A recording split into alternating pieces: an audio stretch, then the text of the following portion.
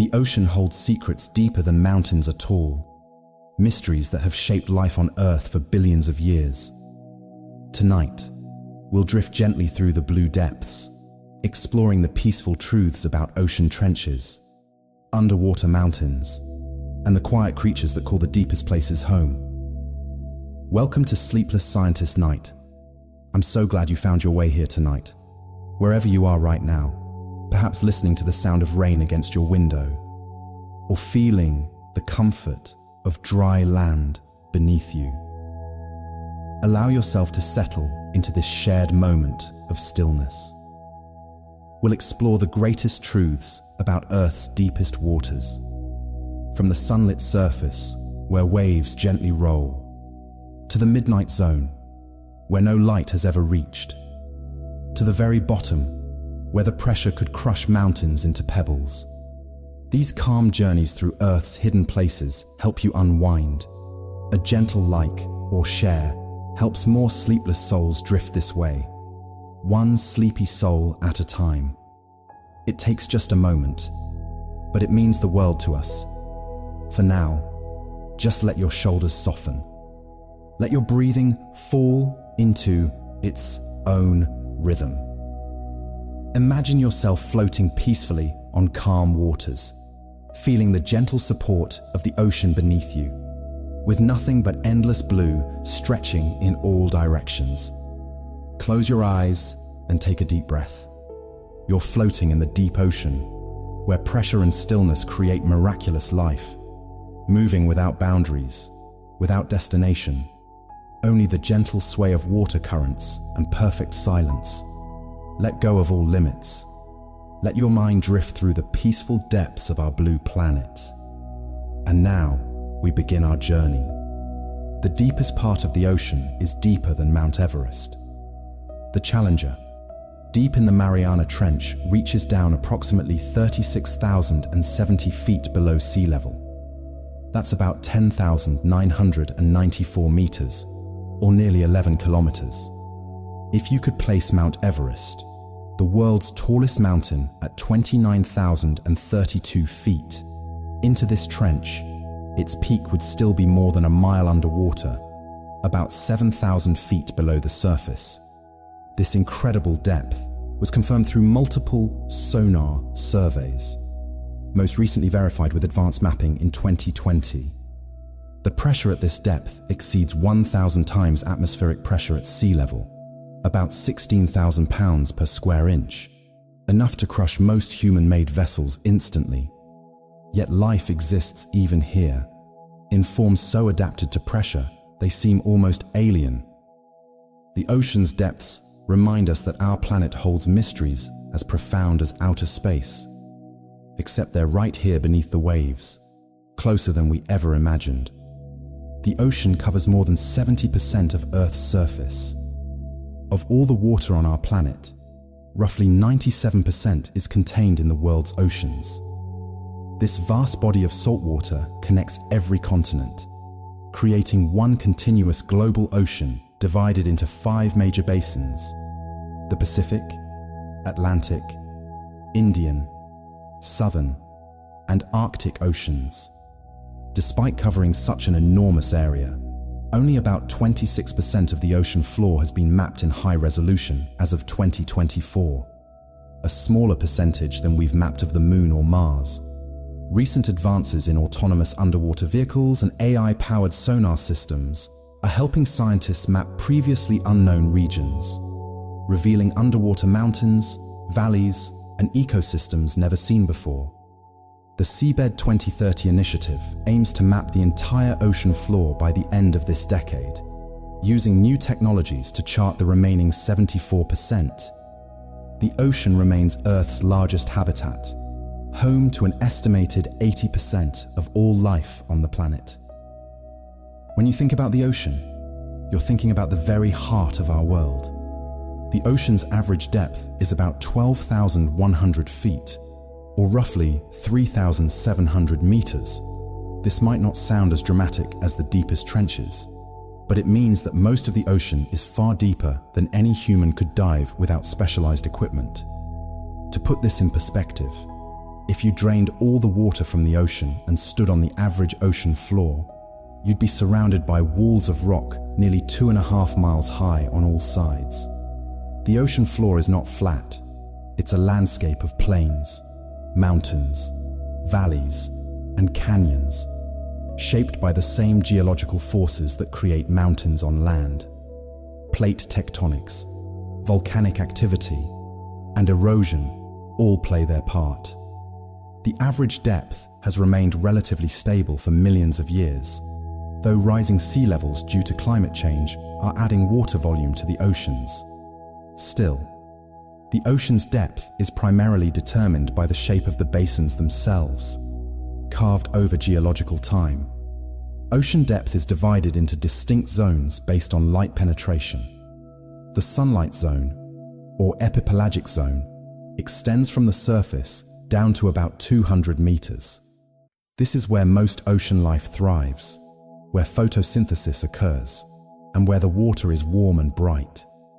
Below this lies the twilight zone, or mesopelagic zone, reaching down to 1,000 meters, where only faint traces of sunlight penetrate and the water grows cold and dim. Deeper still is the midnight zone, or bathypelagic zone, from 1,000 to 4,000 meters, where no sunlight reaches at all and the pressure begins to become extreme. Below 4,000 meters lies the abyssal zone, a vast dark plain covering much of the ocean floor. Finally, the deepest areas, the trenches, are called the Hadal zone, named after Hades, the Greek underworld. Each zone hosts unique life forms adapted to its specific conditions of light, pressure, and temperature. Scientists studying these zones in recent years have discovered that life exists at every single depth, no matter how extreme. Water pressure increases by approximately 1 atmosphere for every 10 meters of depth. At the surface, we live under 1 atmosphere of pressure, about 14.7 pounds pressing on every square inch of our bodies, though we never notice it. Descend just 10 meters underwater, and that pressure gently doubles. By 100 meters, it's 11 times stronger. At 1,000 meters, the weight of water above creates pressures around 100 atmospheres, a force that would compress air tanks and reshape unprotected human tissue.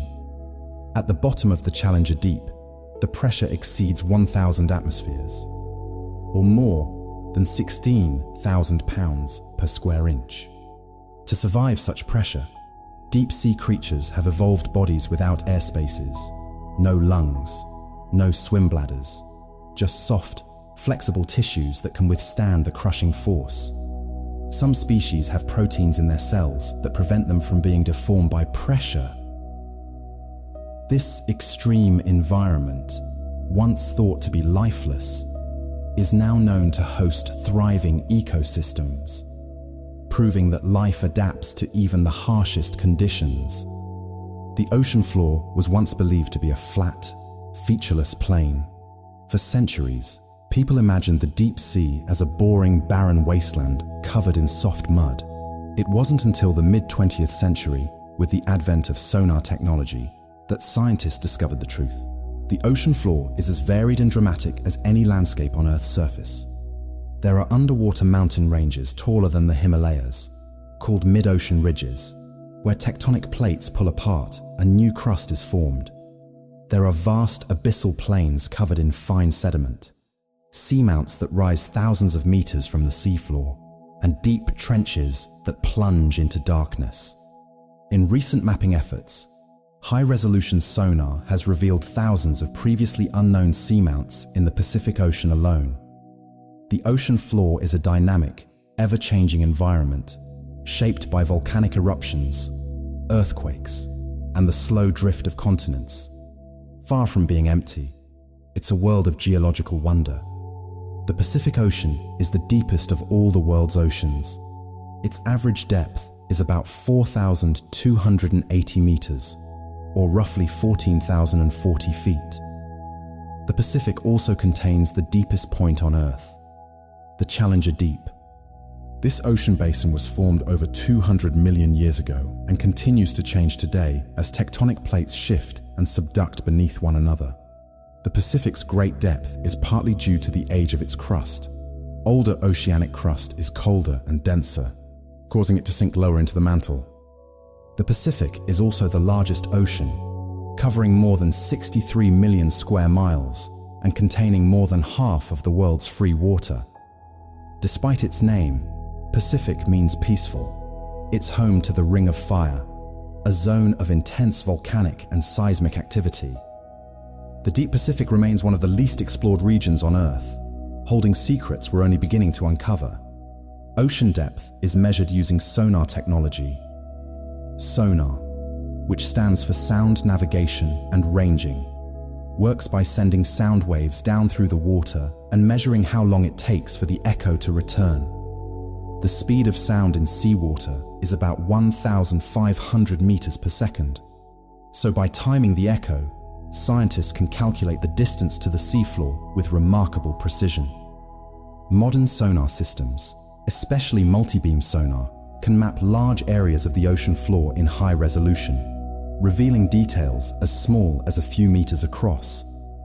In recent years, an international project called Seabed 2030 has made significant progress toward the goal of mapping the entire ocean floor by the year 2030. These efforts have already discovered hundreds of new underwater features, from seamounts to hydrothermal vents. Accurate depth measurement is essential for navigation, marine conservation, and understanding Earth's geology. The ocean's depth protects it from many surface disturbances. Storms, wind, and waves affect only the upper layers of the ocean. Below about 200 meters, the water remains relatively calm and stable, even during hurricanes. This is why submarines can dive deep to avoid rough seas. The deeper you go, the more constant the environment becomes. Temperature changes very little. Currents are slow and steady, and there's no light, no seasons, no day or night. For the creatures living in the deep ocean, time moves differently. They experience a world of perpetual darkness and cold, where the only changes come from the slow drift of water masses or the occasional arrival of food from above. This stability has allowed deep-sea species to evolve slowly over millions of years, developing unique adaptations that seem almost alien to us. The deep ocean is Earth's most stable environment, a refuge from the chaos of the surface. The ocean was once much shallower than it is today. Billions of years ago, when Earth was young, the ocean basins were not as deep. Volcanic activity and the gradual cooling of the planet's crust allowed the basins to sink deeper over time. Additionally, the amount of water in the ocean has changed. Early in Earth's history, water vapor trapped in the atmosphere condensed and rained down over millions of years, filling the newly formed basins. Comets and asteroids may have delivered additional water from space. Over the past 3 billion years, the ocean's volume and depth have fluctuated due to ice ages, volcanic activity, and the shifting of tectonic plates. During the last ice age, about 20,000 years ago, sea levels were roughly 400 feet lower than today because so much water was locked up in ice sheets. As the ice melted, sea levels rose, and the ocean deepened in coastal areas. Understanding this history helps scientists predict how the ocean will respond to future climate changes. Ocean trenches are formed by tectonic plate subduction. When two tectonic plates collide, the denser plate, usually an oceanic plate, is forced beneath the lighter plate, sinking into the mantle in a process called subduction. This creates a deep, narrow trench on the ocean floor. The Mariana Trench, the deepest place on Earth, was formed this way, where the Pacific plate is subducting beneath the smaller Mariana plate. Subduction zones are geologically active areas, producing earthquakes and volcanic eruptions. The process is slow. Plates move at about the same rate that fingernails grow, but over millions of years, it carves trenches many kilometers deep. Recent research using advanced seismic sensors has discovered that water trapped in subducting plates is carried deep into Earth's mantle, playing a crucial role in the planet's water cycle and possibly influencing volcanic activity. Ocean trenches are not just deep holes.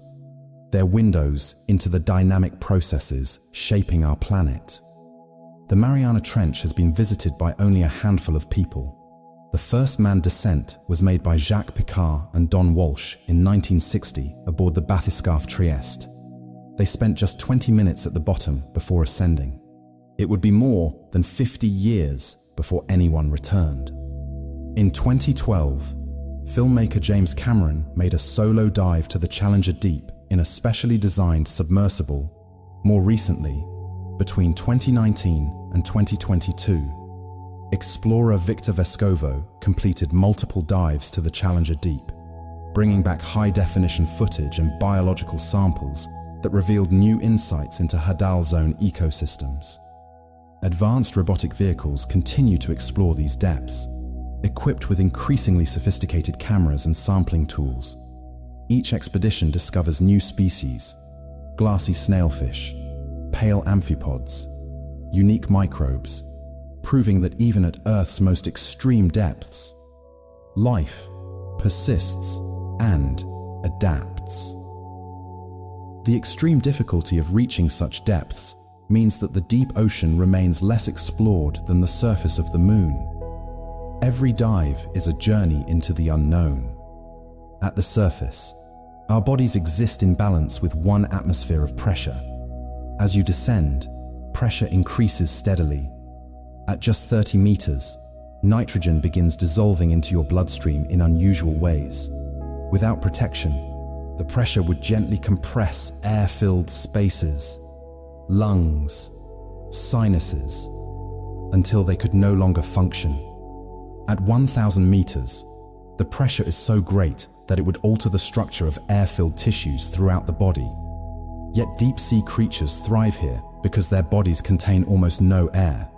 They're made mostly of water, which resists compression.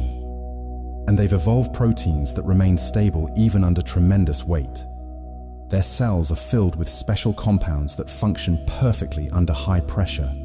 Studying these adaptations is helping scientists develop new technologies for deep-sea exploration and even medicine. The deep ocean shows us that life can exist in ways we never imagined possible. The ocean is getting warmer, and this affects its depth in subtle ways. As water warms, it expands, a phenomenon called thermal expansion. This is one of the main contributors to sea level rise, accounting for about 1/3 of the observed increase over the past century. Warmer water is also less dense, which means it rises to the surface, changing ocean circulation patterns.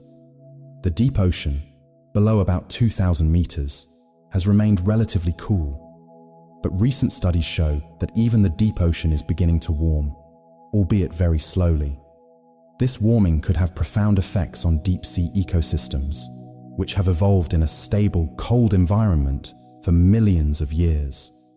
Warmer water holds less oxygen, which could stress deep-sea life. Understanding how the ocean's depth zones respond to warming is critical for predicting the future of marine life and global climate. The deepest point in the Atlantic Ocean is the Puerto Rico Trench. It reaches a depth of about 8,600 meters, or roughly 28,000 feet. While not as deep as the Mariana Trench, the Puerto Rico Trench is still one of the most extreme environments on Earth. It's located at the boundary between the Caribbean Plate and the North American Plate, where subduction is actively occurring. The trench has been the site of numerous scientific expeditions, and recent robotic surveys have discovered new hydrothermal vents along its walls, teeming with life. These vents release superheated, mineral-rich water from deep within Earth's crust, creating oases in the otherwise dark, cold trench. The Puerto Rico Trench is also seismically active, producing earthquakes that can trigger tsunamis. Studying it helps scientists understand the risks to nearby Caribbean islands and the geology of subduction zones. Ocean depth varies dramatically depending on where you are. Near the continents, the ocean floor slopes gently in an area called the continental shelf, which is relatively shallow, often less than 200 meters deep. Beyond the shelf, the seafloor drops steeply at the continental slope, plunging down to the deep ocean floor. The abyssal plains, which cover much of the deep ocean, are typically 4,000 to 6,000 meters deep and are some of the flattest places on Earth, covered in fine sediment, seamounts, underwater mountains formed by volcanic activity, can rise thousands of meters from the seafloor, sometimes reaching close to the surface. Mid-ocean ridges, where tectonic plates spread apart, create underwater mountain ranges that circle the globe. And in subduction zones, trenches carve the deepest scars into the ocean floor. This varied topography makes the ocean floor one of the most complex landscapes on the planet. The ocean floor is constantly changing. Tectonic activity creates new crust at mid-ocean ridges and destroys old crust at subduction zones. Volcanic eruptions build seamounts and islands. Earthquakes can trigger underwater landslides, moving massive amounts of sediment and reshaping the seafloor. Even the slow accumulation of sediment, dead plankton, dust, and debris drifting down from the surface gradually buries and alters the ocean floor. Scientists using time-lapse sonar imaging have observed real-time changes in the seafloor near active volcanoes, watching as new rock is deposited and old rock is covered. These observations are helping us understand how quickly the ocean floor evolves. On a human timescale, these changes are almost imperceptible, but over geological time, they completely transform the ocean's landscape. The ocean floor is not a static museum. It's a living, dynamic environment. Light cannot penetrate below about 1,000 meters in the ocean. Sunlight is absorbed and scattered by water molecules, plankton, and particles suspended in the water. Red light is absorbed first, within the first 10 meters, which is why everything looks blue or green underwater. By 200 meters, most sunlight is gone, and by 1,000 meters, the ocean is pitch black. This creates a world of perpetual night for the creatures living in the deep. Without sunlight, there's no photosynthesis, so plants cannot grow. Instead, the deep ocean relies on a constant rain of organic material, dead plankton, feces, and other detritus, falling from the sunlit surface.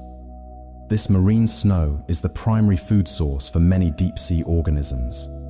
Some creatures have evolved the ability to produce their own light through bioluminescence, using chemical reactions to create glowing lures, camouflage, or signals.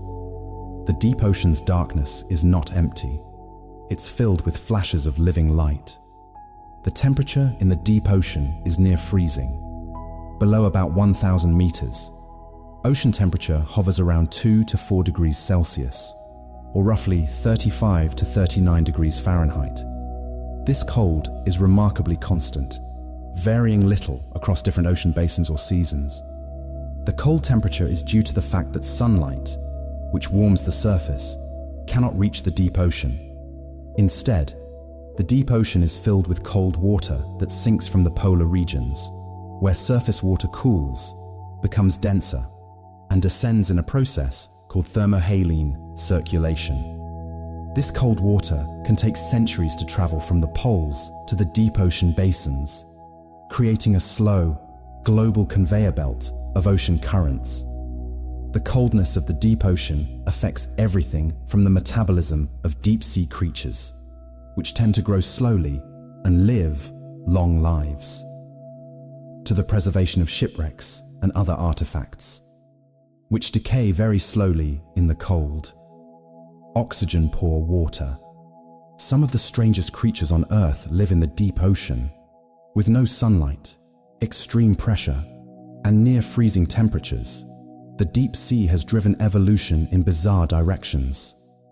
There are anglerfish with bioluminescent lures dangling in front of their mouths, gulper eels with jaws that can unhinge to swallow prey, larger than themselves, and giant isopods that look like oversized pill bugs, some reaching over a foot long. Scientists exploring the deep ocean continue to discover new species. Recently, a new type of deep-sea jellyfish with tentacles over 30 meters long was observed, drifting through the midnight zone like a living net.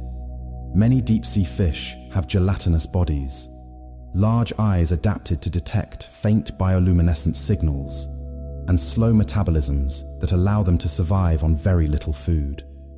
These creatures remind us that life finds a way, even in the most extreme environments. The deep ocean is not a dead zone. It's a thriving ecosystem, just one very different from the sunlit world above. The ocean floor is covered in a layer of sediment called ooze. This soft, muddy material is made up of the remains of tiny organisms, plankton, foraminifera, and radiolarians that lived in the surface waters and drifted down after they died. Over millions of years, this marine snow accumulates, forming layers hundreds of meters thick. In some areas, the ooze is rich in calcium carbonate from the shells of plankton. In others, it's made of silica from the skeletons of diatoms. Scientists study these sediments by drilling cores from the ocean floor, which act like geological time capsules, recording changes in ocean chemistry, temperature, and life over millions of years. Sediment cores from various ocean basins have revealed evidence of ancient ocean warming events that help us understand how the climate system responds to change, offering clues to how the ocean might respond in the future. The ocean floor, covered in ooze, is a vast archive of Earth's history. Mid-ocean ridges are underwater mountain ranges where new ocean floor is created. These ridges form at divergent tectonic plate boundaries, where two plates are moving apart. As they separate, magma from the mantle rises to fill the gap, cooling and solidifying to form new oceanic crust. This process, called seafloor spreading, was first proposed in the 1960s and revolutionized our understanding of plate tectonics. The Mid-Atlantic Ridge, which runs down the center of the Atlantic Ocean, is one of the most well-known examples. It rises more than 2,000 meters above the surrounding seafloor and is marked by active volcanic vents and earthquakes. Recent explorations have discovered new hydrothermal vent fields along various mid-ocean ridges, hosting unique microbial communities that derive energy from chemicals in the vent fluids rather than from sunlight. Mid-ocean ridges are some of the most geologically active places on Earth, constantly creating new crust and shaping the ocean's depth. Seamounts are underwater mountains formed by volcanic activity. Unlike mid-ocean ridges, which form at plate boundaries, seamounts typically form above hotspots, places where plumes of hot mantle material rise and melt through the crust. As tectonic plates move over these hotspots, chains of seamounts are created, like the Hawaiian Islands. Most seamounts never reach the surface. They remain submerged, sometimes rising thousands of meters from the seafloor, but still hidden beneath the waves. Advanced mapping has revealed that there are an estimated 100,000 seamounts in the world's oceans, far more than previously thought. Seamounts are biodiversity hotspots, attracting fish, corals, and other marine life because they disrupt ocean currents, bringing nutrient-rich water up from the deep. They're also important for navigation and are sometimes mined for minerals. Each seamount is a mountain in its own right, part of the ocean's hidden landscape. Hydrothermal vents are underwater geysers that spew superheated water from the ocean floor. These vents form at mid-ocean ridges and other volcanically active areas, where seawater seeps into cracks in the crust, is heated by magma, and then erupts back into the ocean. The water emerging from these vents can reach temperatures of 400 degrees Celsius or more, hot enough to melt lead, but it doesn't boil because of the extreme pressure at depth. The vent fluids are rich in minerals like sulfur, iron, and copper, which precipitate out when they mix with cold seawater, forming towering chimney structures called black smokers. These vents are home to remarkable ecosystems that don't rely on sunlight. Instead, bacteria use the chemicals in the vent fluids to produce energy in a process called chemosynthesis. These bacteria form the base of a food chain that includes tube worms, clams, and shrimp. Hydrothermal vents were first discovered in 1977, and they've since revolutionized our understanding of where and how life can exist. The ocean contains vast underwater canyons carved by ancient rivers and underwater avalanches. Some of these submarine canyons rival the Grand Canyon in size and depth. The Monterey Canyon, off the coast of California, plunges to depths of over 3,600 meters and stretches for nearly 500 kilometers. These canyons were formed millions of years ago when sea levels were lower and rivers cut deep channels into the exposed continental shelves. When sea levels rose, these channels were submerged and continued to be shaped by turbidity currents, underwater avalanches of sediment and debris that flow down the canyons at high speed. Robotic submersibles exploring these canyons have captured footage of turbidity currents in action, revealing how they transport nutrients and organic material from shallow waters to the deep ocean, feeding ecosystems far from sunlight. Submarine canyons are dynamic, ever-changing features of the ocean floor, connecting the coastal world to the abyss. Let's pause here and notice your body.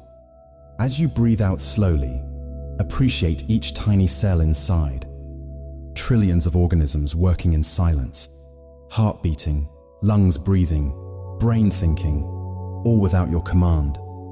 Notice the gentle sensations on your skin, in your muscles, along your spine. You are a complete ecosystem, diverse, self-balancing. Now we continue. The deep ocean is home to ancient creatures that have barely changed in millions of years. One example is the coelacanth, a fish once thought to be extinct for 66 million years, until a living specimen was caught in 1938. Coelacanths live at depths of 100 to 500 meters and have lobed fins that look almost like limbs, a feature they share with the ancestors of land vertebrates. Another living fossil is the nautilus, a cephalopod with a beautiful spiraled shell.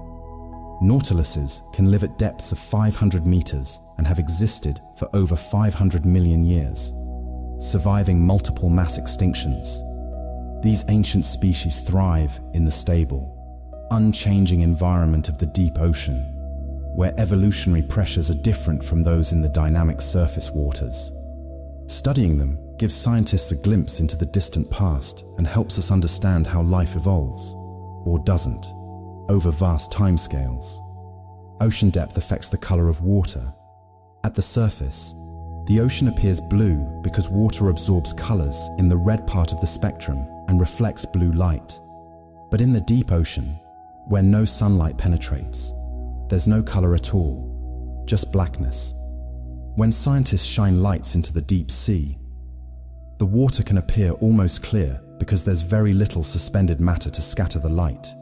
In some areas, especially near hydrothermal vents or river outflows, the water can take on different hues: milky white from mineral particles, green from phytoplankton, blooms near the surface, or even reddish from dissolved iron. The color of the ocean tells a story about what's in the water and how deep you are.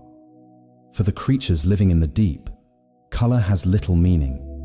Many have lost the ability to see in color altogether, their vision tuned instead to detect faint bioluminescent flashes in the darkness. Submarine volcanoes are constantly erupting beneath the ocean's surface. In fact, more volcanic activity occurs underwater than on land. Most submarine eruptions happen along mid-ocean ridges, where new crust is being formed, but they also occur at seamounts and underwater volcanic arcs. These eruptions are usually hidden from view, detected only by instruments that measure seismic activity or changes in water chemistry. Occasionally, a submarine volcano will erupt with enough force to break the surface, creating new islands. In 2022, the Hunga Tonga Hunga Ha'apai volcano in the South Pacific erupted with such power that it sent ash into the stratosphere and created tsunamis across the Pacific, Scientists monitoring submarine volcanoes continue to observe slow-building eruptions that gradually form new seamounts. These underwater eruptions shape the ocean floor, create new habitats, and remind us that Earth is still a geologically active planet. The ocean floor is rich in mineral resources. Manganese nodules, potato-sized lumps of metal ore, cover vast areas of the abyssal plains, formed over millions of years as minerals precipitate out of seawater.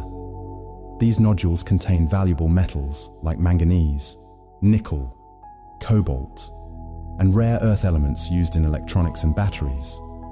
Hydrothermal vents also deposit high concentrations of copper, gold, and silver. As demand for these resources grows, interest in deep-sea mining has increased.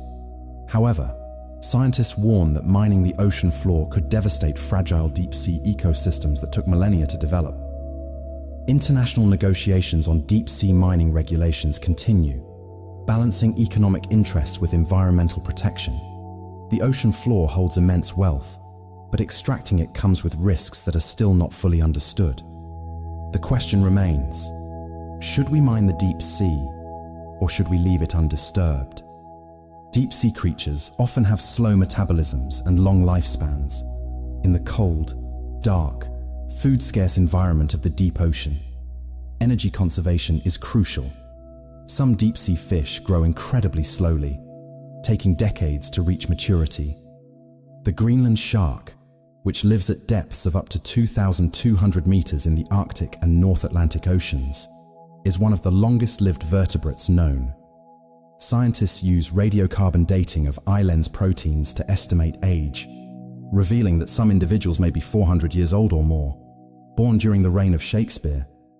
These sharks grow at a rate of less than 1 centimeter per year and don't reach sexual maturity until they're about 150 years old.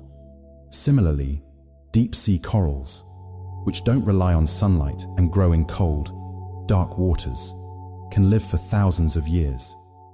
Researchers analyzing the growth rings of deep-sea black corals have found specimens over 4,200 years old, making them among the oldest living organisms on Earth.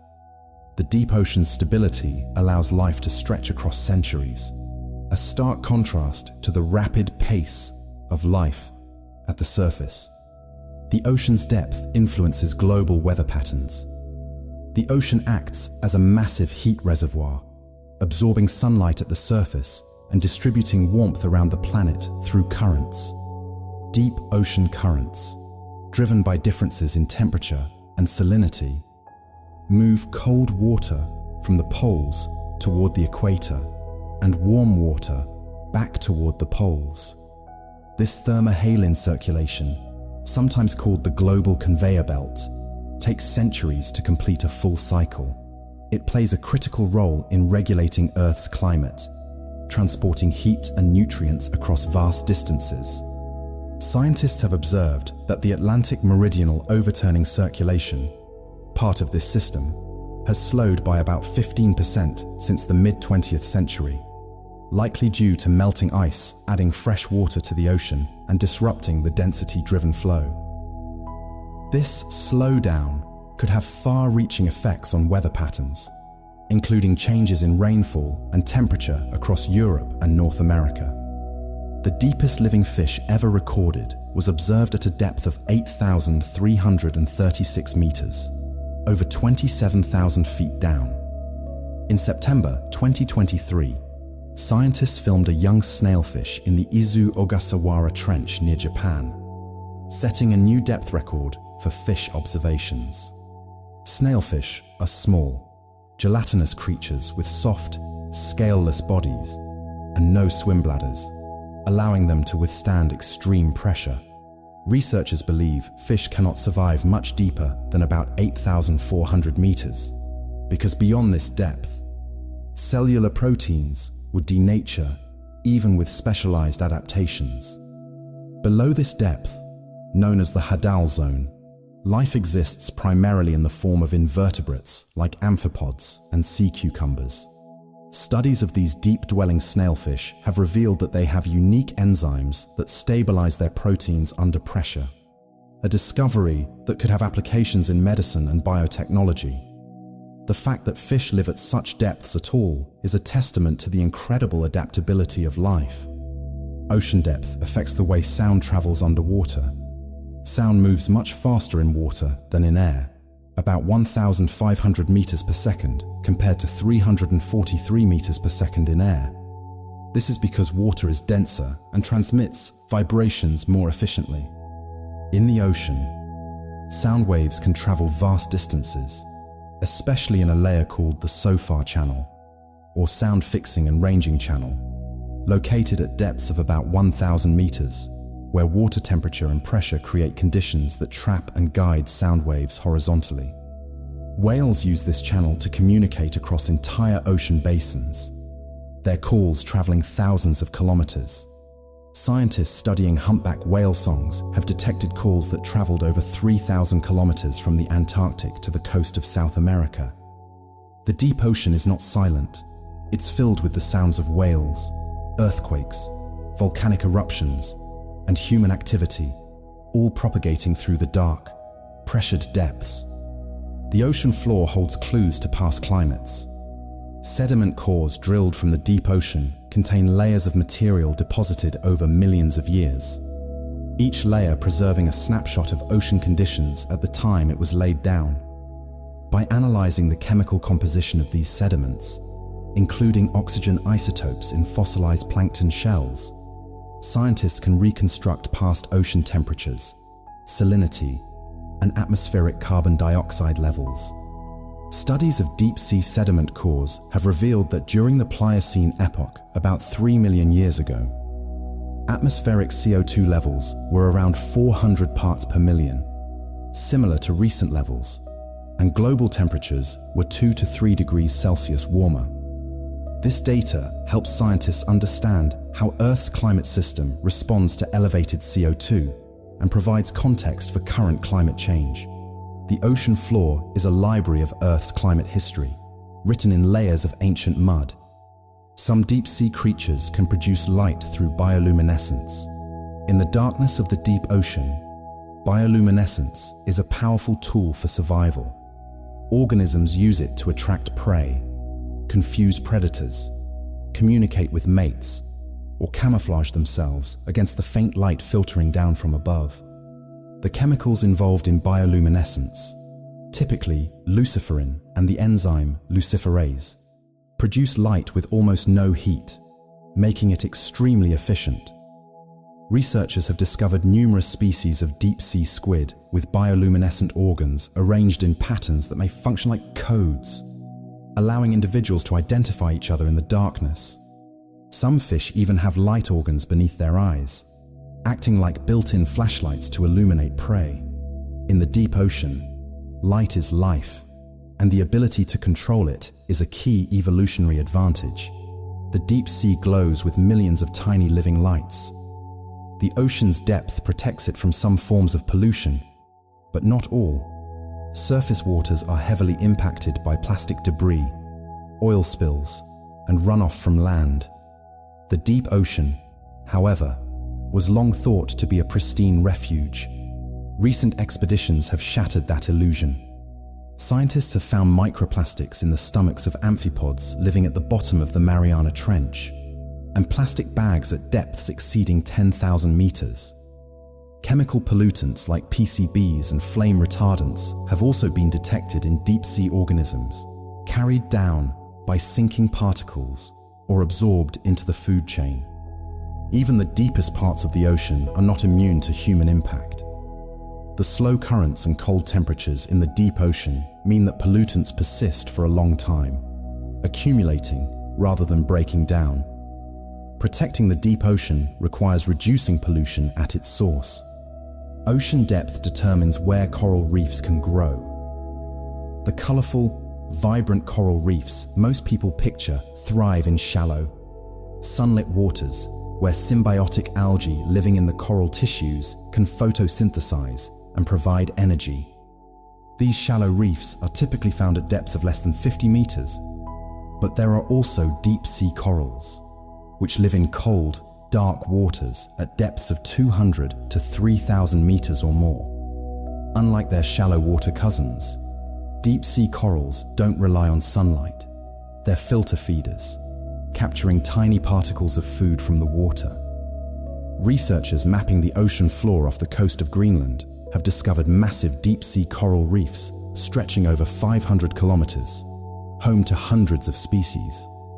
These deep reefs are vulnerable to trawling and climate change, yet they receive far less attention than tropical reefs. They remind us that coral ecosystems exist at every depth, each adapted to its own unique environment. The ocean's depth influences its chemistry. At the surface, the ocean is in constant contact with the atmosphere, exchanging gases like oxygen and carbon dioxide. Oxygen dissolves into the water, supporting fish and other aerobic organisms. Carbon dioxide also dissolves, forming carbonic acid and slightly lowering the pH of seawater, a process accelerated by rising atmospheric CO2 levels, leading to ocean acidification. In the deep ocean, where water is isolated from the atmosphere for centuries, oxygen levels drop as organisms consume it, and there's no way to replenish it. Some areas, called oxygen minimum zones, have almost no dissolved oxygen, creating challenging conditions for marine life. Researchers found that oxygen minimum zones are expanding due to ocean warming, which reduces oxygen solubility. The chemistry of the ocean changes with depth, creating a layered, complex environment where life must constantly adapt. The ocean floor is dotted with underwater lakes and rivers. These strange features, called brine pools, form when salt deposits beneath the seafloor dissolve and create pockets of extremely salty water that's denser than the surrounding seawater. This heavy brine collects in depressions on the ocean floor, forming pools or even flowing rivers with distinct shores. These brine pools are toxic to most marine life because of their high salinity and lack of oxygen, but they're home to specialized bacteria and other microorganisms. Explorers have discovered brine lakes in the Gulf of Mexico at depths around 2,300 meters, with shores lined with dead crabs and fish that ventured too close. Brine pools are like alien worlds within our own ocean, showing how extreme environments can exist side by side with more hospitable areas. They're windows into the diversity and strangeness of the deep sea. The deepest part of the Arctic Ocean is the Malloy Deep, reaching about 5,500 meters. While not as deep as trenches in the Pacific or Atlantic, the Arctic Ocean is unique because it's largely covered by sea ice, which isolates it from the atmosphere and influences its chemistry and circulation. The Arctic Deep is cold, dark, and relatively unexplored due to the challenges of working beneath thick ice. International expeditions have used autonomous underwater vehicles to map previously unseen areas of the Arctic seafloor, discovering seamounts, canyons, and evidence of past ice sheet movements. The Arctic Ocean is also changing rapidly due to climate change, with sea ice melting and allowing more sunlight and warmth to reach the water. Understanding the depth and structure of the Arctic Ocean is crucial for predicting how this region will respond to continued warming and what that means for global sea levels and weather patterns. If you're still awake, still listening to Earth's secrets, that means curiosity hasn't fully rested yet, and that's okay. Take a gentle breath. Feel the weight of your body on the bed, grounded like ancient stone. We're wandering through nature's quiet wisdom together, and we'll keep going, slowly. The ocean is a three-dimensional habitat. Unlike land, where life is mostly confined to a thin layer at the surface, the ocean provides living space throughout its entire depth. Fish swim at all levels, plankton drift in massive clouds, and organisms cling to surfaces on the seafloor. This vertical structure creates countless ecological niches. In the upper layers, sunlight supports photosynthesis and a rich food web. In the middle depths, twilight zone creatures migrate up and down daily, following food and avoiding predators. In the deep, life depends on what falls from above, or the chemistry of hydrothermal vents. Researchers using advanced sonar have tracked the daily vertical migration of billions of small fish and zooplankton, revealing that this movement is the largest animal migration on Earth, happening every single day. The ocean's depth allows life to exist in ways impossible on land. Whale falls are oases in the deep ocean. When a whale dies and its body sinks to the seafloor, it brings with it tons of organic material, fat, flesh, and bone that can sustain an entire ecosystem for decades, within hours of a whale carcass landing on the seafloor. Scavengers like hagfish and sharks arrive to feast. Over months, worms, crabs, and other organisms consume the soft tissue. Eventually, bacteria colonize the bones, breaking down the fats within and releasing chemicals that support chemosynthetic bacteria, similar to those found at hydrothermal vents. A single whale fall can support over 400 species. Scientists have discovered whale falls in various ocean basins that had been on the seafloor for decades, still supporting thriving communities. Whale falls are rare but vital, connecting the surface world to the deep ocean's food-starved environment. The ocean's depth creates pressure that affects gas behavior. At the surface, gases like oxygen and nitrogen dissolve in your blood at normal rates, but as you descend, pressure increases, forcing more gas to dissolve into your tissues. This is why scuba divers must ascend slowly. If they rise too quickly, the dissolved gases form bubbles in the blood, causing decompression sickness, or the bends. Deep-sea animals avoid this problem because they don't breathe air. Their bodies are saturated with water, and they don't have gas-filled spaces like lungs. Some deep-sea fish even lack swim bladders, the gas-filled organs that help shallow-water fish control buoyancy. Understanding how pressure affects gases is crucial for human exploration of the deep ocean. Advanced diving suits and submersibles are designed to protect divers from these effects, allowing them to visit depths that would otherwise be instantly lethal. The ocean floor is ancient. The oldest oceanic crust is about 200 million years old, found in the western Pacific Ocean. This might sound old, but it's young compared to continental crust, which can be over 4 billion years old. The reason is that oceanic crust is constantly being created at mid-ocean ridges and destroyed at subduction zones, where it sinks back into the mantle. This process, called the rock cycle, means that the ocean floor is always renewing itself.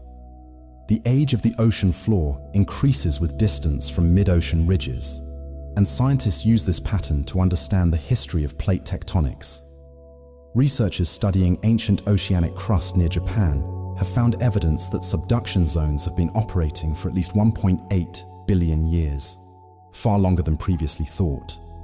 The ocean floor holds records of Earth's dynamic geological past. Deep-sea fish often have enormous mouths and expandable stomachs. In the deep ocean, food is scarce. When a meal does come along, it might be weeks or months before the next one. So deep-sea predators have evolved to take advantage of any opportunity. The black swallower, for example, can eat fish twice its own length, its stomach stretching to accommodate the oversized meal. Gulper eels have massive jaws that open wide like a net, allowing them to engulf large prey in one gulp. Many deep-sea fish are also bioluminescent, using glowing lures to attract prey in the darkness. Footage from deep-sea remotely operated vehicles has captured fangtooth fish attempting to swallow prey nearly as large as themselves, a dramatic illustration of the extreme adaptations required to survive in the deep. In the abyss, being able to eat whenever the chance arises is a matter of life and death. The ocean's salinity increases slightly with depth in many areas. This is because evaporation occurs only at the surface, leaving behind salt, while fresh water from rivers and rainfall dilutes surface waters. In the deep ocean, the water is more uniformly salty because it's been isolated from the surface for a long time. However, salinity can vary locally. Near river mouths, the water is less salty, while in enclosed seas with high evaporation, like the Mediterranean, salinity is higher. Salinity affects water density, which in turn drives ocean currents. Cold, salty water is denser and sinks, forming the deep currents that circulate around the globe. Sensors deployed across the Atlantic have revealed subtle salinity changes that are affecting the strength of the Atlantic meridional overturning circulation, a key component of global climate. The ocean's saltiness, shaped by depth and location, plays a critical role in regulating Earth's climate. The ocean has underwater waterfalls. These aren't like waterfalls on land. Instead, they're massive flows of dense water cascading down underwater slopes. The largest known underwater waterfall is in the Denmark Strait, between Iceland and Greenland, where cold, dense water from the Arctic plunges down a steep underwater slope into the deep Atlantic. This waterfall is over 3 kilometers high, more than 3 times the height of Angel Falls, the tallest terrestrial waterfall. It carries an estimated 5 million cubic meters of water per second, far more than any river on land.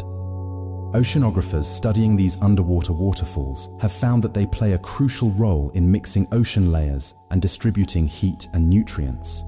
These invisible rivers and waterfalls shape the deep ocean's structure and influence climate on a global scale. The ocean's depth allows for dynamics that would be impossible on land. Many deep-sea organisms are gelatinous. In the deep ocean, where food is scarce, having a lightweight, low-energy body is an advantage. Gelatinous creatures like jellyfish, salps, and comb jellies are mostly water, requiring little food to maintain. Their soft bodies are also well suited to the high pressure of the deep ocean. Researchers have discovered large gelatinous siphonophores in various ocean regions, some estimated to be over 45 meters long, longer than a blue whale. Siphonophores are colonial organisms made up of thousands of tiny individuals working together, drifting through the water like living curtains. Gelatinous organisms play an important role in the deep ocean food web, consuming plankton and serving as food for larger predators. Their transparent, ghostly forms are perfectly adapted to life in the dark, pressured depths. The deep ocean is a museum of shipwrecks. Thousands of ships have sunk to the ocean floor over the centuries, and many remain remarkably well preserved. The cold temperature, lack of oxygen, and absence of wood-boring organisms in the deep ocean slow decay dramatically. The wreck of the Titanic, which lies at a depth of about 3,800 meters, has been on the seafloor for over a century, and while it's deteriorating, much of its structure remains intact. Explorers continue to discover previously unknown shipwrecks in the deep Pacific and Atlantic, some from World War II, their hulls still bearing readable markings. These shipwrecks are time capsules, offering insights into maritime history, engineering, and the lives of those who sailed the seas. They're also habitats, colonized by deep-sea organisms that find shelter on the metal and wood. The ocean floor holds stories of human endeavor and tragedy. Ocean depth influences biodiversity. Some of the most biodiverse areas of the ocean are found at intermediate depths, particularly along the continental slopes and around seamounts, where nutrient-rich water upwells and supports abundant life. The deep ocean floor, while less diverse than shallow reefs, still hosts thousands of species, many of which are found nowhere else. A survey of the abyssal plains in the Clarion-Clipperton Zone in the Pacific Ocean identified over 5,000 species, 90% of which were new to science. These discoveries suggest that the deep ocean harbors far more biodiversity than previously thought. Much of it still undiscovered. Each depth zone in the ocean, from the sunlit surface to the darkest trench, supports unique communities of life adapted to specific conditions of light, pressure, temperature, and food availability. The ocean's depth creates a mosaic of habitats, each with its own ecological story. Halfway there, sit still, feel the silence, and imagine, even when everything seems empty, space is always full of waves, vibrations, invisible energy. The space inside and around you is never truly empty. Imagine you're floating on a calm lake, but beneath the surface, there's always gentle current. Now we continue the journey. We know more about the surface of Mars than we do about our own ocean floor. Satellites can map planetary surfaces from orbit with incredible detail, but Earth's ocean waters block those signals. To truly map the seafloor, ships must use sonar, a slow, expensive process that requires traveling over every square kilometer. The Seabed 2030 initiative is working to complete the first comprehensive map of the entire ocean floor, using new autonomous underwater vehicles and crowdsourced data from vessels worldwide. Understanding the ocean's hidden landscape is essential for predicting tsunamis, protecting ecosystems, and unlocking the mysteries still waiting in the deep. Knowing the ocean's depth and topography helps us navigate safely, manage resources sustainably, and prepare for natural hazards. The ocean remains one of the last great frontiers of exploration on Earth. Deep-sea creatures have bizarre reproductive strategies. In the vast dark ocean, finding a mate is difficult. Some species, like the deep-sea anglerfish, have evolved extreme solutions.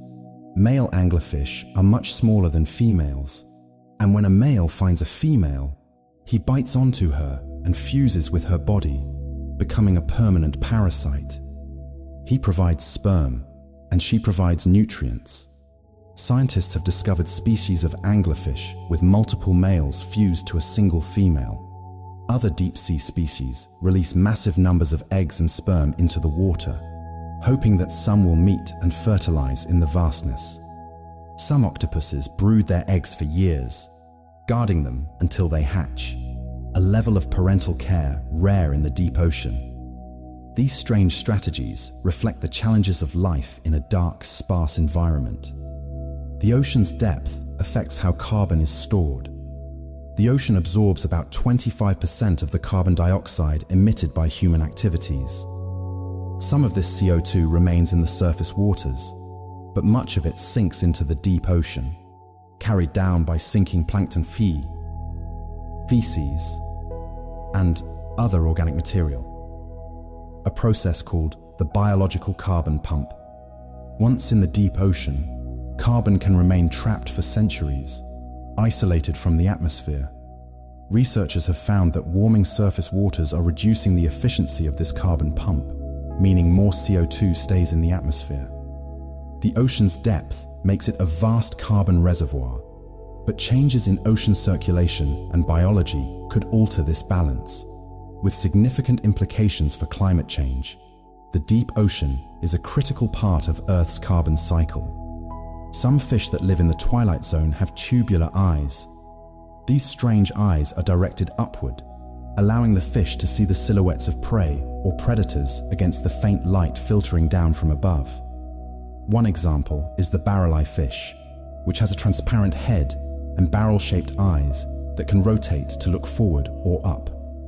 Researchers studying barrel-eye fish behavior have found that they can track bioluminescent jellyfish and steal food from their tentacles. These upward-facing eyes are an adaptation to life in the dim twilight zone, where every photon of light matters. The deep ocean has driven evolution in directions that seem almost alien to us, creating creatures perfectly suited to their environment, but bizarre to our surface-dwelling eyes.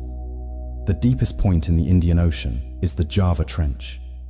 It reaches depths of about 7,450 meters. This trench formed where the Australian plate is subducting beneath the Sunda plate, creating a seismically active zone. The 2004 Indian Ocean earthquake, which triggered the devastating tsunami, occurred along this subduction zone. Scientists have deployed deep-sea sensors in the Java Trench to study earthquake activity and better understand tsunami generation. The trench is also home to unique deep-sea life adapted to the extreme conditions.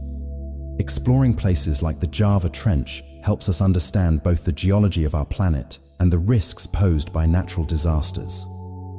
The ocean's deepest places are windows into the powerful forces shaping Earth. The deep ocean has its own weather.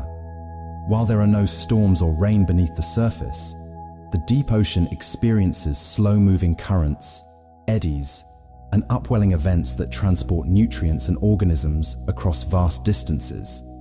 These ocean weather patterns can last for months or years and affect marine life much like weather on land affects terrestrial ecosystems.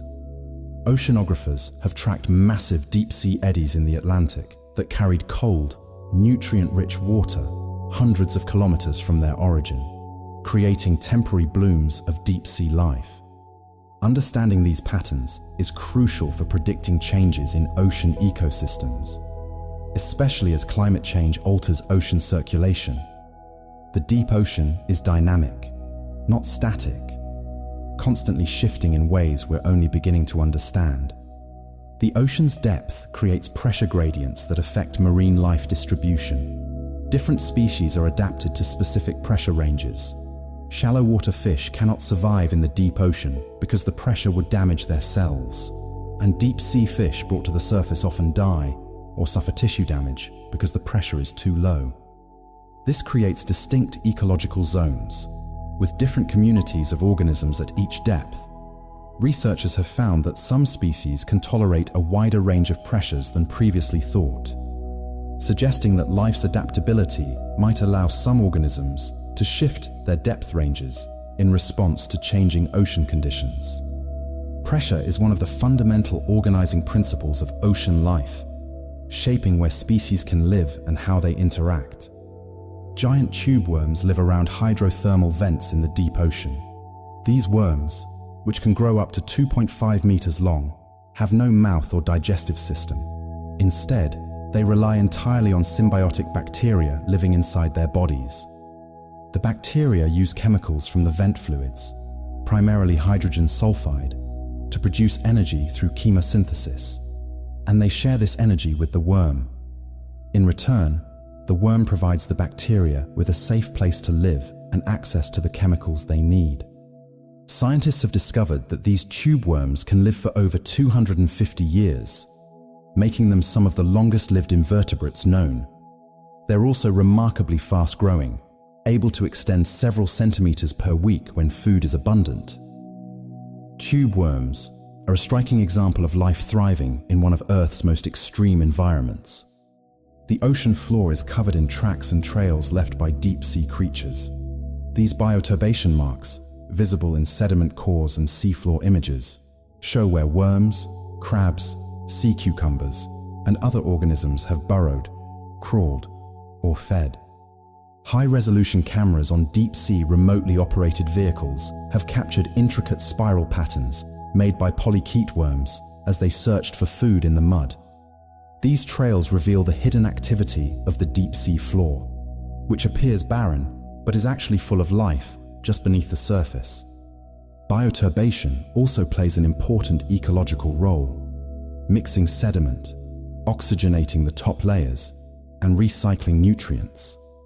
The deep ocean floor, far from being a lifeless wasteland, is a bustling, if slow-moving, ecosystem where every organism leaves its mark. Some deep-sea creatures form partnerships to survive. The Yeti crab, discovered near hydrothermal vents at 2,200 meters depth, cultivates gardens of bacteria on its hairy claws. The crab waves its arms in the vent fluids, feeding the bacteria, and then harvest them for food. Other deep-sea shrimp carry bioluminescent bacteria that help them see in the darkness. In the deep ocean, where resources are scarce, cooperation like this is common. Life doesn't always compete. Sometimes, it collaborates. These partnerships show that even in the harshest environments, working together can be the key to survival. The deep ocean teaches us that connection and mutual support are fundamental to life. The ocean's depth creates distinct acoustic environments. Sound behaves differently at different depths. In the deep sound channel, or SOFAR channel, sound waves can travel for thousands of kilometers without losing much energy. This is where whales sing their long-distance songs. But in other depth zones, sound is absorbed or scattered by particles, temperature gradients, and salinity changes. Scientists have used underwater microphones to listen to the deep ocean and discovered how full of sound it is.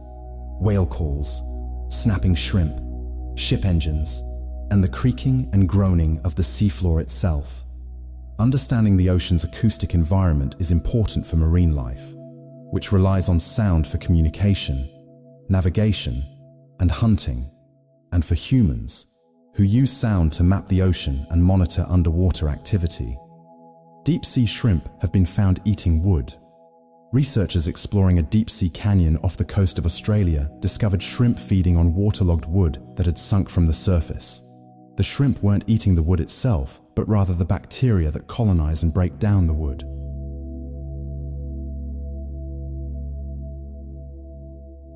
These wood falls, much like whale falls, create temporary habitats in the food-scarce deep ocean. Trees washed into the ocean by floods or storms eventually sink, and over time, they support unique communities of bacteria, fungi, worms, and crustaceans. This discovery shows how even the deep ocean is connected to terrestrial ecosystems through the movement of organic material from land to sea. The ocean floor is a patchwork of microhabitats, each supporting its own small world. The deep ocean is colder at the equator than at the poles, at least at depth. Surface waters near the equator are warm, but below about 1,000 meters, the ocean is uniformly cold everywhere, with temperatures hovering around 2 to 4 degrees Celsius.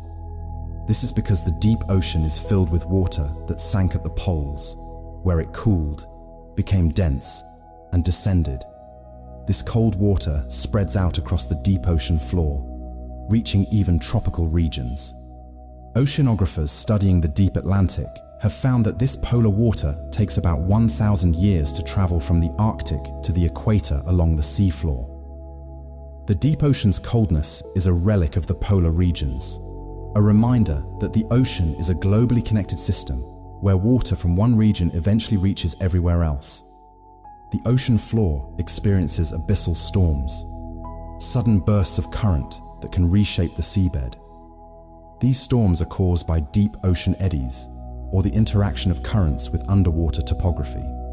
Sensors on the ocean floor have recorded abyssal storms that increased current speeds from a gentle 2 centimeters per second to over 30 centimeters per second, enough to lift sediment and move small rocks.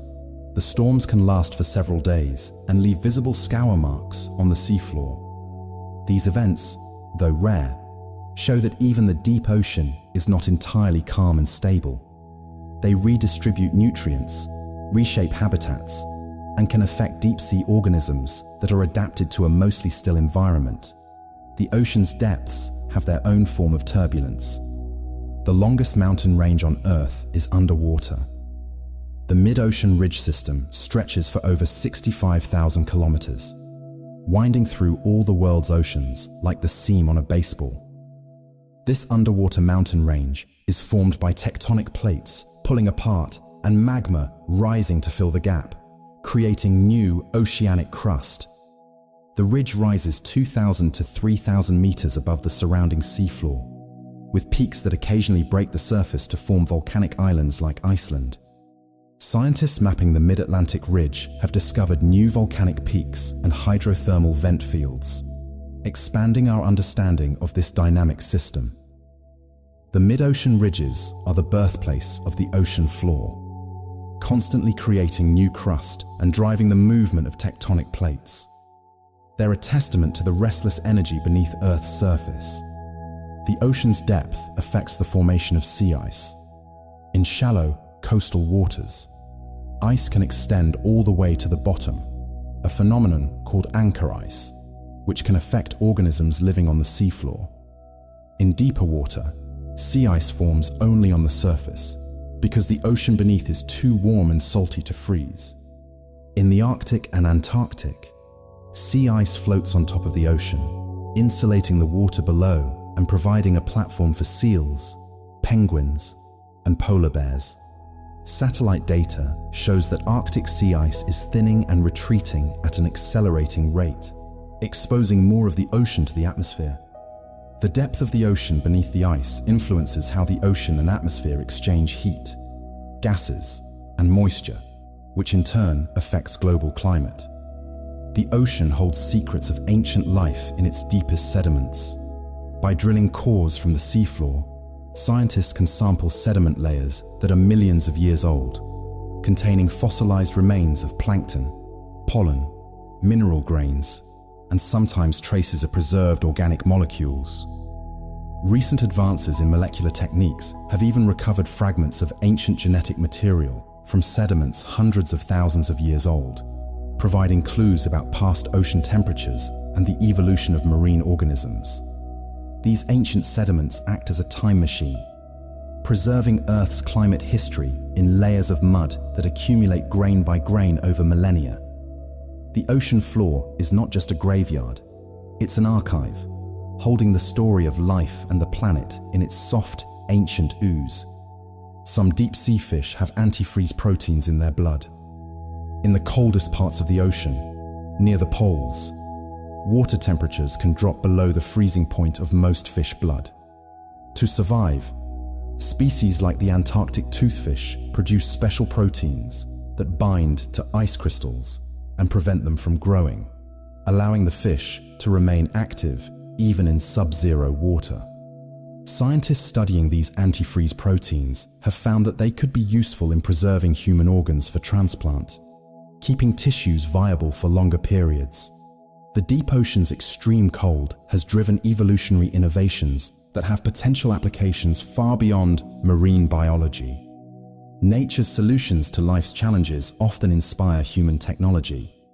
The ocean's depth influences how nutrients cycle through the ecosystem. In the surface ocean, phytoplankton use sunlight and nutrients like nitrogen and phosphorus to grow. When these organisms die, they sink, carrying nutrients into the deep ocean. This process, called the biological pump, removes nutrients from the surface and stores them in the deep. Over time, deep ocean currents bring this nutrient-rich water back to the surface in areas called upwelling zones, where it fuels new blooms of life. Satellite observations show that upwelling zones off the coasts of Peru and West Africa are becoming more intense due to changes in wind patterns, possibly linked to climate change. The cycling of nutrients between the surface and the deep ocean is essential for maintaining marine productivity. The deepest fish are nearly transparent. Many deep-sea species have little or no pigment in their skin, making them appear ghostly or almost invisible. This transparency might help them avoid predators or sneak up on prey in the dim, scattered light of the twilight zone. Researchers have photographed newly discovered species of transparent snailfish at extreme depths, their internal organs faintly visible through their skin. Transparency is just one of many adaptations deep-sea creatures use to survive in an environment where every advantage matters. In the deep ocean, where darkness dominates, being seen or not being seen can be the difference between life and death. The ocean floor is slowly sinking in some places and rising in others. As tectonic plates move, the seafloor changes elevation. At mid-ocean ridges, new crust is hot and buoyant, so the seafloor is elevated. As the crust moves away from the ridge and cools, it becomes denser and sinks, creating the deep abyssal plains. In subduction zones, the seafloor is pulled down into the mantle, creating trenches. These vertical movements are slow, millimeters per year, but over millions of years, they dramatically reshape the ocean basins. GPS and satellite measurements have confirmed that the Pacific Ocean floor near the Mariana Trench is sinking at about 8 centimeters per century. The ocean floor is not fixed, it's part of a planet-wide system of movement and change. Some deep-sea organisms can repair themselves after severe damage. In the harsh, stable environment of the deep ocean, where growth is slow and food is scarce, the ability to survive injury is crucial. Scientists studying deep-sea sponges have found that they can regenerate almost completely from small fragments, a remarkable feat for such ancient and slow-growing organisms. Similarly, deep-sea starfish can regrow lost arms, And some sea cucumbers can expel and later regenerate their internal organs as a defense mechanism. These regenerative abilities are more common in the deep ocean than in shallow waters. Perhaps because the stable environment gives organisms time to heal, without the constant threat of predation or environmental change.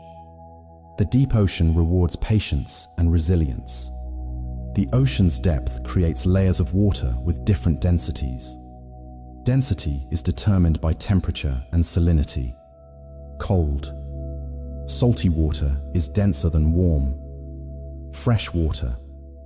These density differences create stratification, with layers of water stacked on top of each other.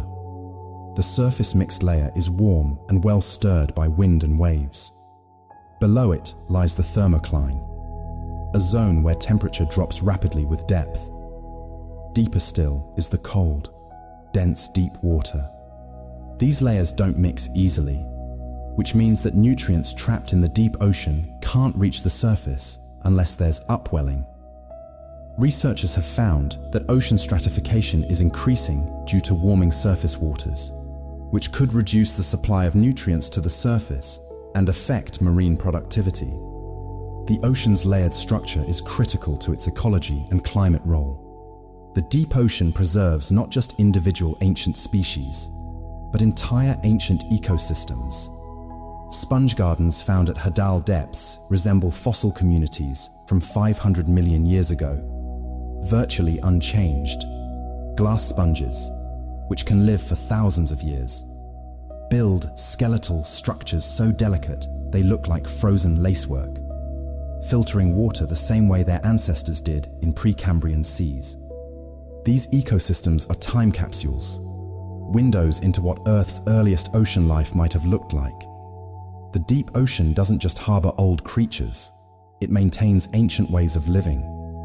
In the cold, stable darkness, evolution proceeds slowly, and ecosystems can remain remarkably similar across vast spans of time. The deep ocean is both ancient and timeless. The ocean's deepest places are still being discovered. Despite centuries of exploration, we continue to find new trenches, seamounts, and underwater features.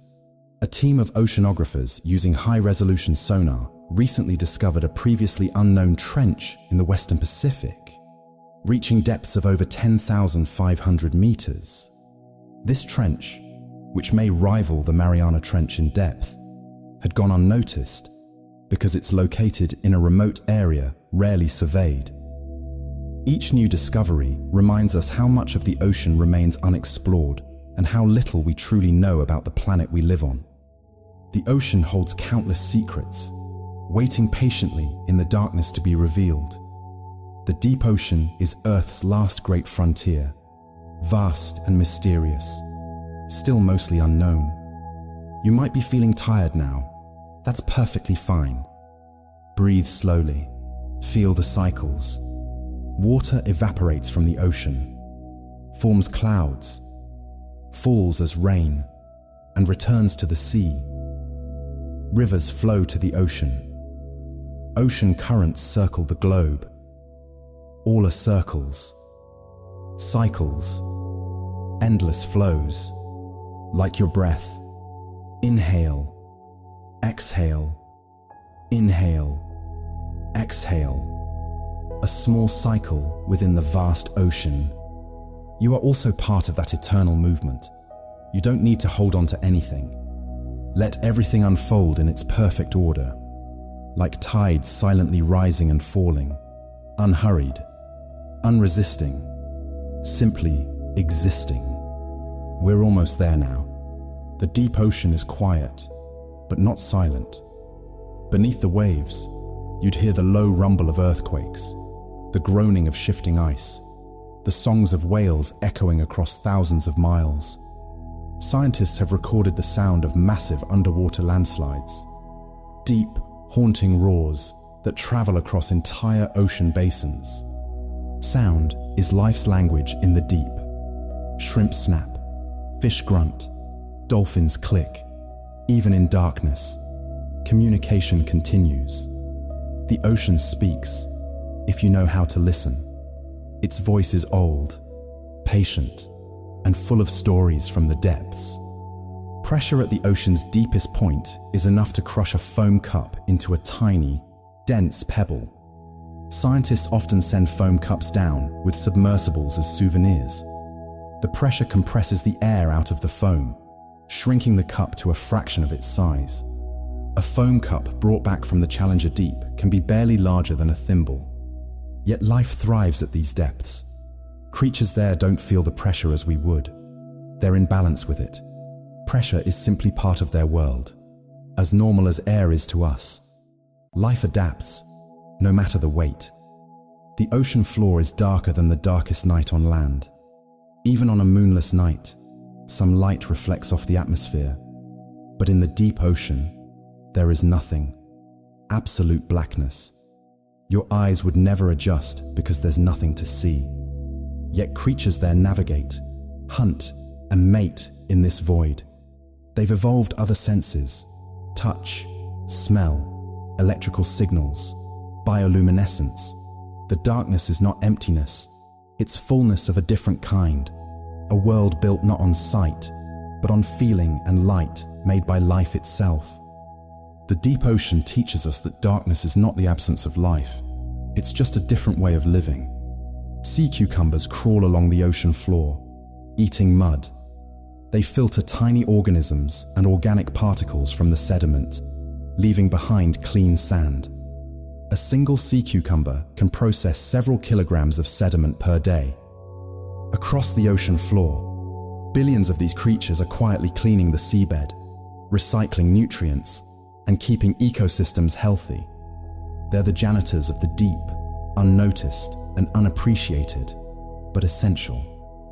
The ocean's health depends on these humble creatures, doing their slow, patient work in the dark. Life doesn't always need to be fast or bright to be important. The ocean is a library of sounds from the past.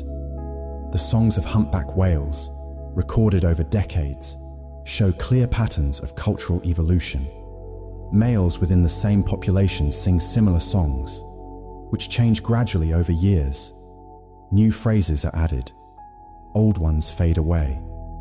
By comparing recordings from the 1960s to those made in recent years, scientists have documented how these songs evolve and spread across ocean basins, sometimes traveling from one population to another, like musical traditions passed through generations.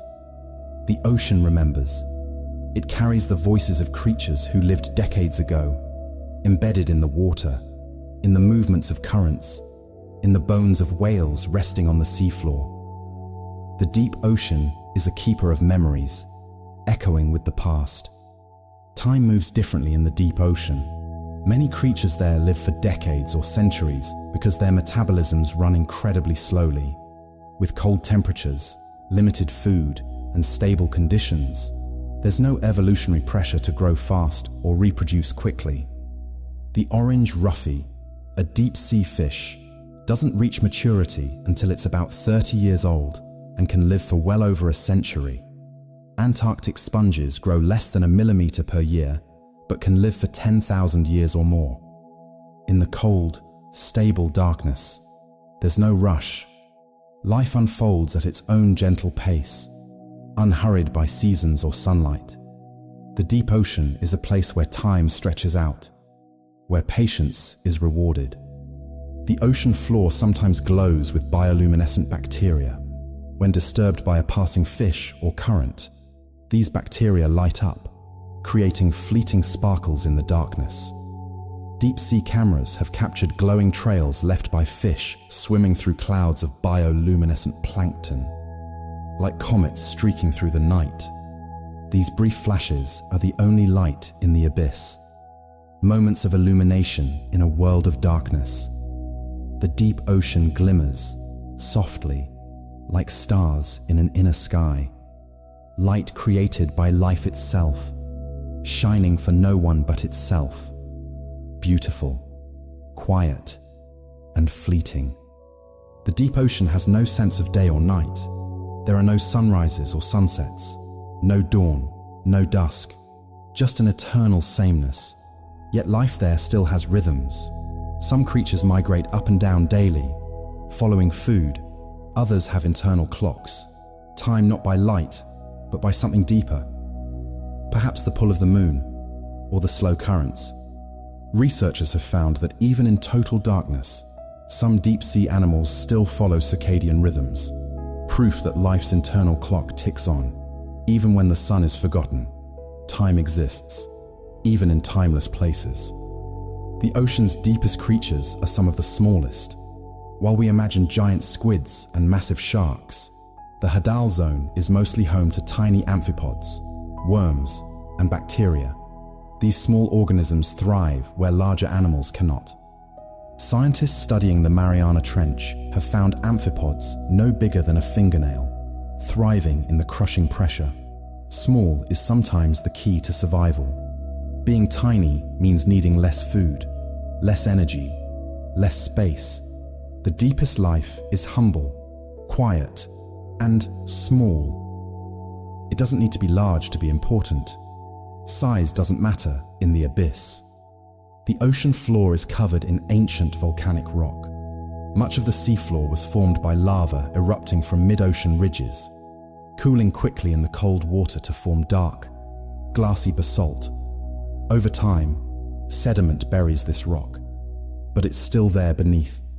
Volcanic rock that once glowed red hot, now resting cold and dark, buried under miles of water and centuries of sediment. A frozen record of volcanic fire beneath the sea. Samples of basalt from the Atlantic Ocean floor have been found to be over 180 million years old. Some of the oldest oceanic crusts still in existence. The ocean floor is built on fire, now cold and silent. The memory of heat, locked in stone, resting in the depths. The deep ocean is one of the most peaceful places on Earth.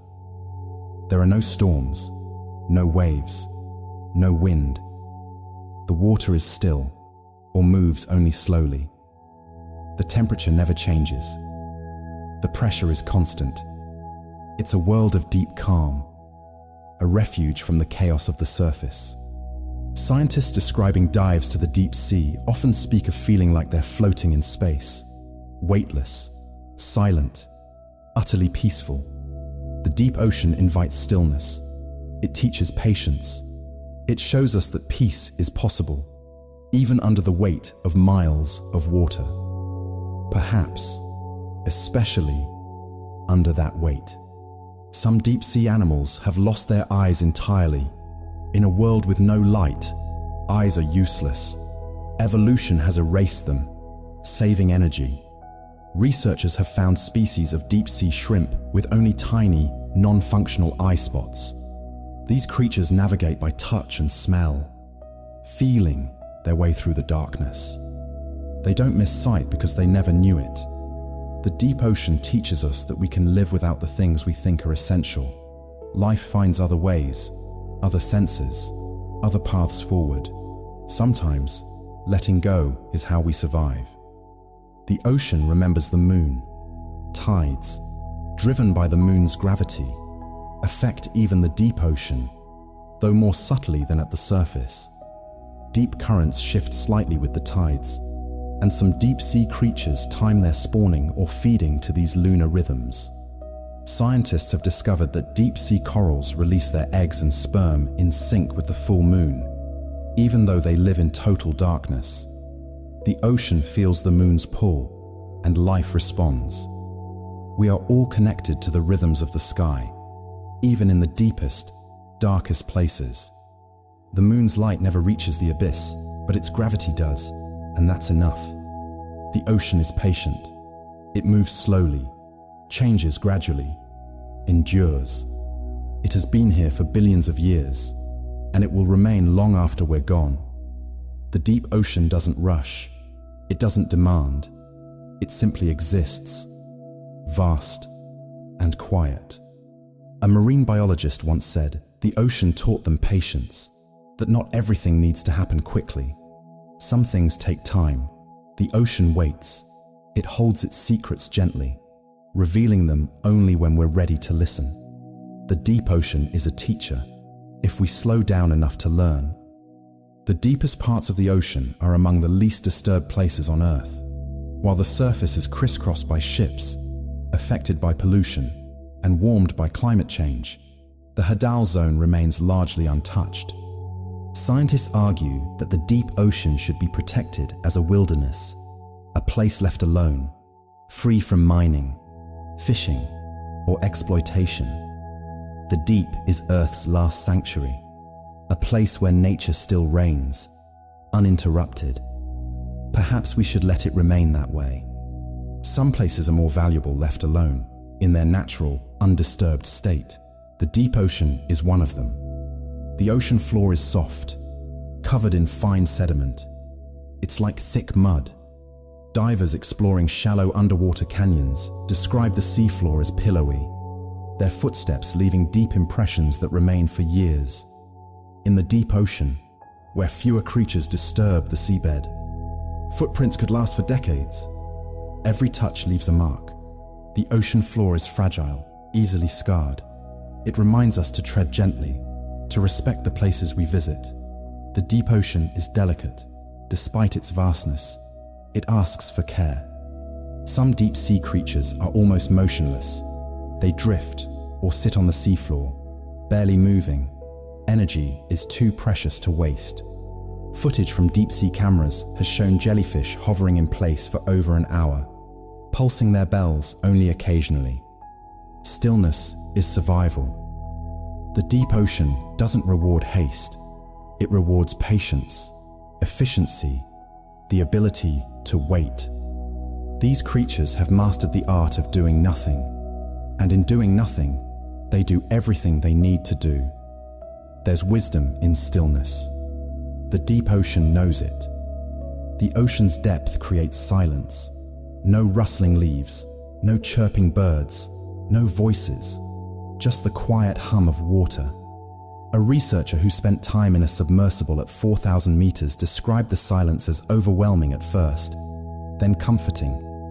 It was, they said, like being held. The ocean's silence is not empty. It's full of presence, of weight, of the knowledge that you're surrounded by vastness. Silence has its own kind of sound, and in the deep ocean, that sound is peace. The deep ocean floor is not uniformly barren. It's dotted with islands of abundance. A hydrothermal vent here, a patch of drifting algae there, a wooden log sunken from the surface. These small spots of richness attract life from great distances, creating temporary communities in the vast emptiness. Scientists studying the deep Pacific have discovered that these scattered oases are connected. Animals migrate between them across abyssal plains, following chemical cues in the water, linking ecosystems across hundreds of kilometers. The deep ocean is not isolated, it's a network. Every oasis feeds the next. Life finds its way through the darkness, always moving, always connecting. The ocean breathes. It absorbs oxygen from the atmosphere and releases carbon dioxide. It cycles nutrients, moves heat, supports life. Scientists describe the ocean as Earth's lungs, essential to the planet's survival.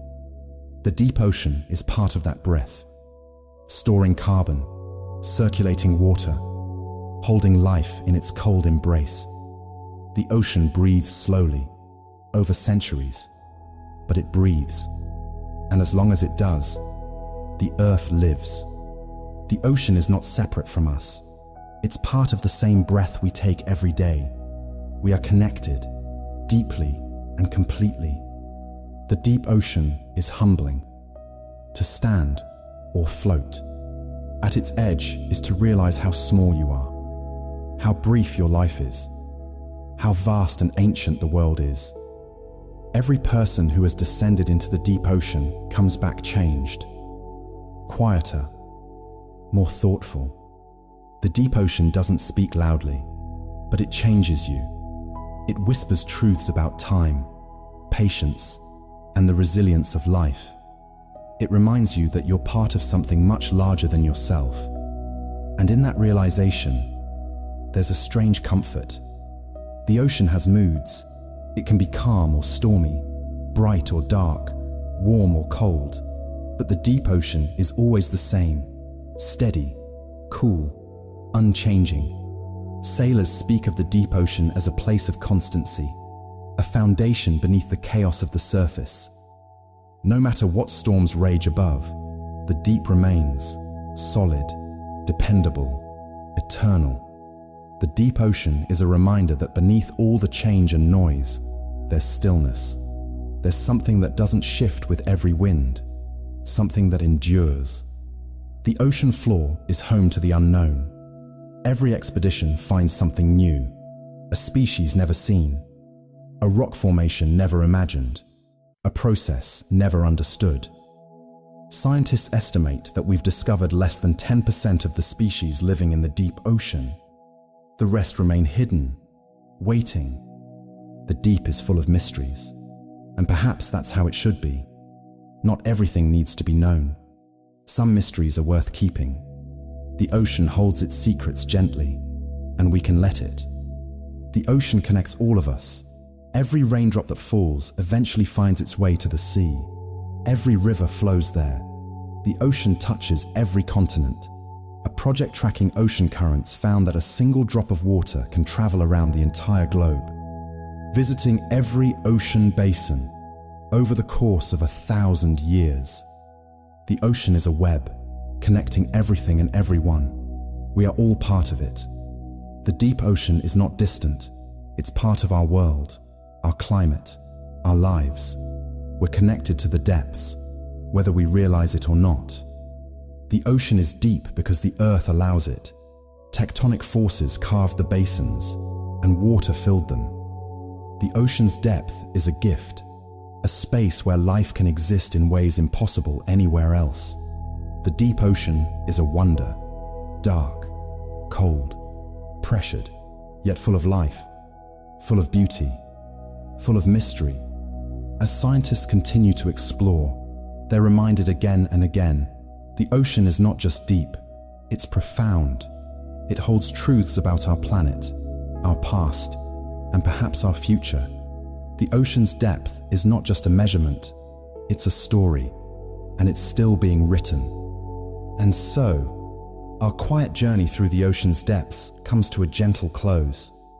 We've traveled from the sunlit surface where waves dance in the light, to the crushing darkness of the deepest trenches where strange creatures glow, discovering along the way that the ocean is both familiar and utterly alien. From living fossils older than dinosaurs to microbes thriving in boiling vent water, from silent abyssal plains to the slow songs of whales echoing through the deep, we've glimpsed how the ocean is both ancient and ever-changing, vast yet fragile. The ocean reminds us that depth is not emptiness, it's possibility. Much of the ocean's story happens in silence, in darkness, in places we can't easily see. The deep teaches patience, resilience, and the quiet persistence of life. Without the ocean's depths, Earth's climate would be chaotic, its carbon cycle broken, its life diminished.